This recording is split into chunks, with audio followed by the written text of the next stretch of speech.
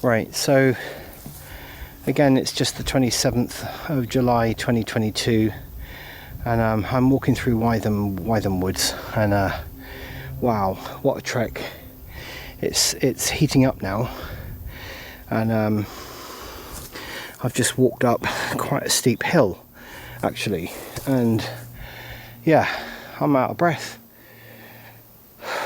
And I was talking about the 3 chaps that I saw coming up this hill when I was on my way down it, and then I now realise, because I passed a car, that I thought maybe that's their car. They were allowed to drive a car up here, and for whatever reason, and anyway, so I kind of thought that, and then I continued on my journey, and sort of about an hour and a half, 2 hours later, I saw these chaps on the way back down to the bottom, well, almost to the bottom of this hill, and I thought, wow, these guys are like 80, 90 years old, and 3 of them, and they were varying ages, I think, but one of them looked like he was seriously in pain, or he just had difficulties, maybe some hip problems or something, I don't really know. But it just got me thinking about my own health. When I had the issues with the gout symptoms, and couldn't walk basically because of the uric acid and whatever.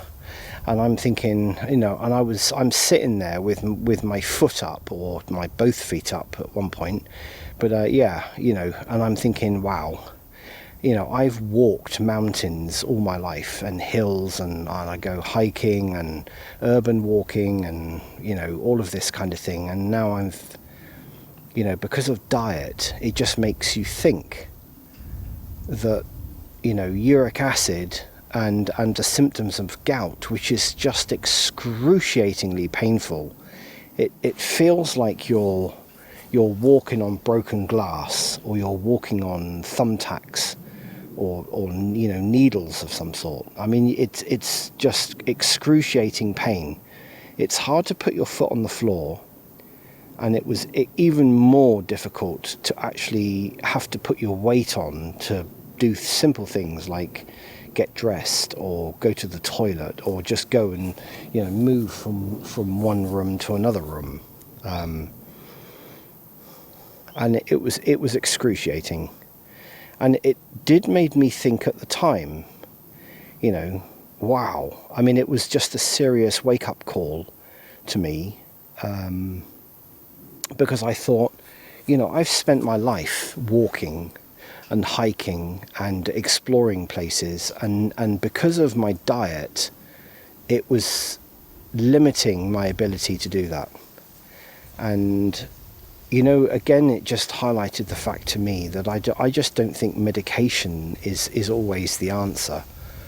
I had to do it pretty much on my own to diagnose the symptoms, and to kind of just realize what it was that was happening, and the causes of it, and so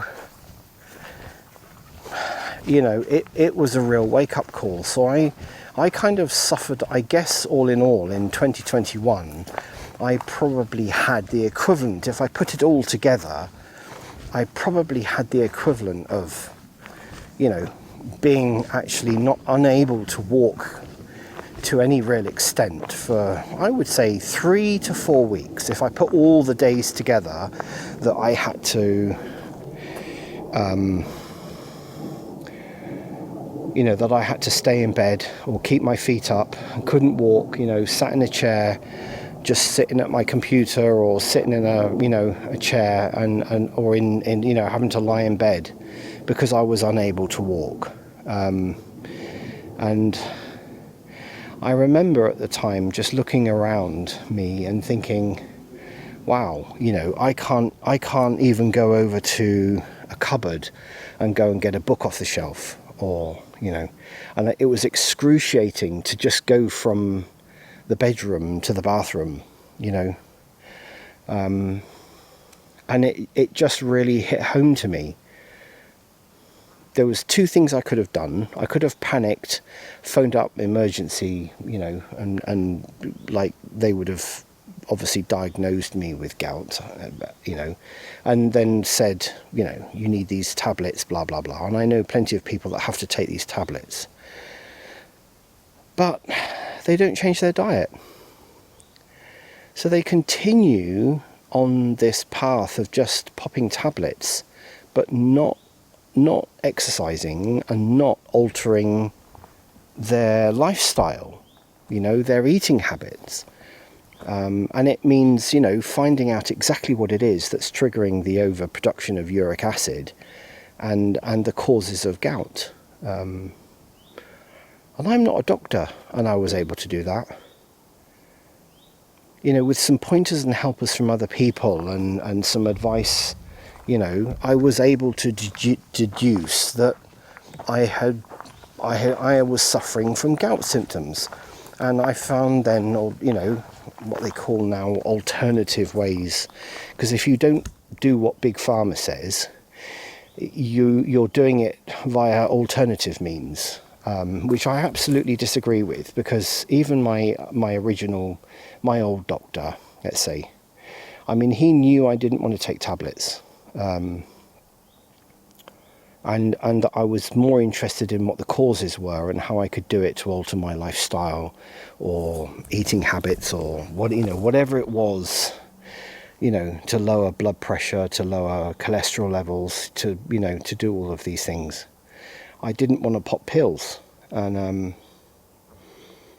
I was the same with the gout symptoms. And sure enough, after about a month of not eating any meat and not eating anything that would produce uric acid, it all went away, It all went away. And then it was just literally a matter of eating something and finding out whether I was affected by it. And then I was affected by it. And then I would, eat the same thing maybe in a week's time, but a smaller amount. And, and I've now got it down to a fine art. I found out exactly what it is that triggers it more than other things. And beans, for instance, or legumes don't seem to affect me. But the biggest trigger for me, I found, was beef. Beef and too much pork. Chicken doesn't seem to affect me. I was really afraid that it would be seafood, because that's also something that I eat. But that also doesn't seem to affect me. So, not in huge amounts anyway. So now, I've had to alter my diet and alter my lifestyle so that I don't get those symptoms again. And I really seriously don't want them again.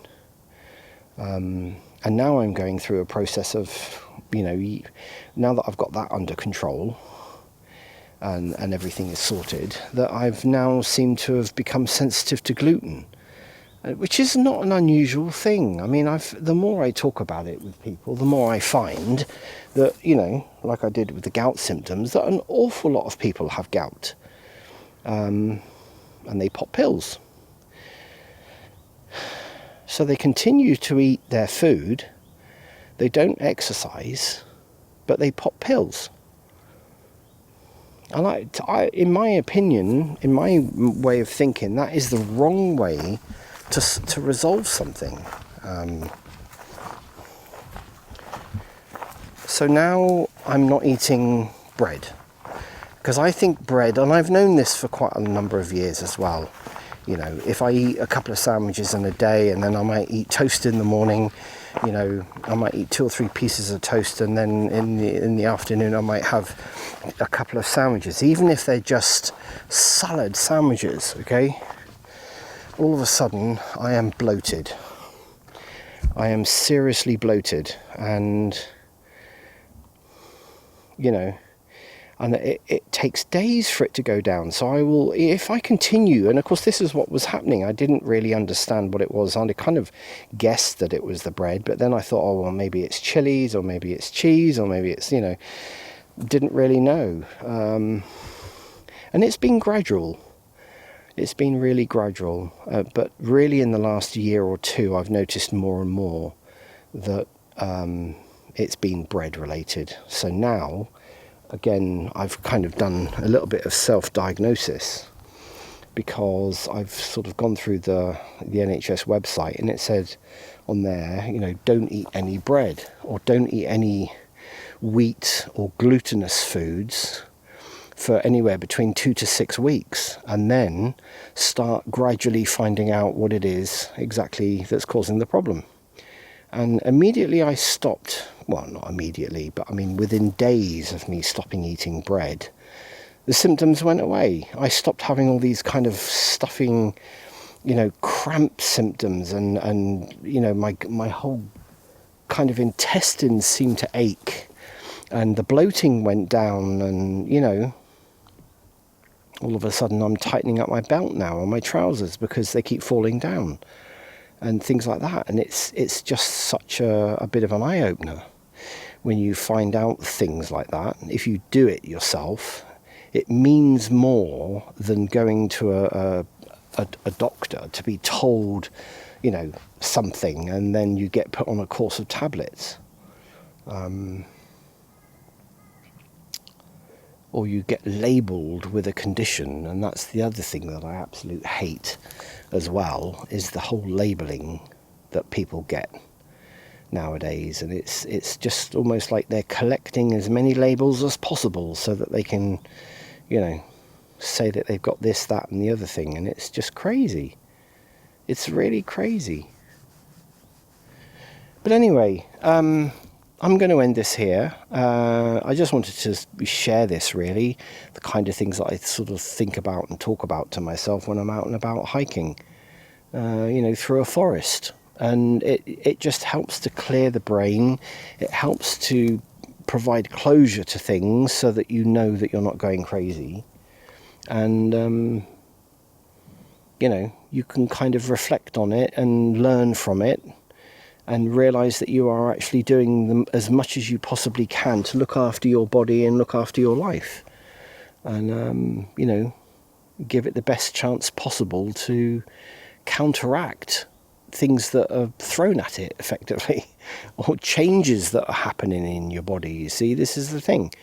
As you get older, your body changes, and your diet has to change with it, because you couldn't eat the same things that you did 20 years ago or even 10 years ago. But being aware of these things is actually really, really important.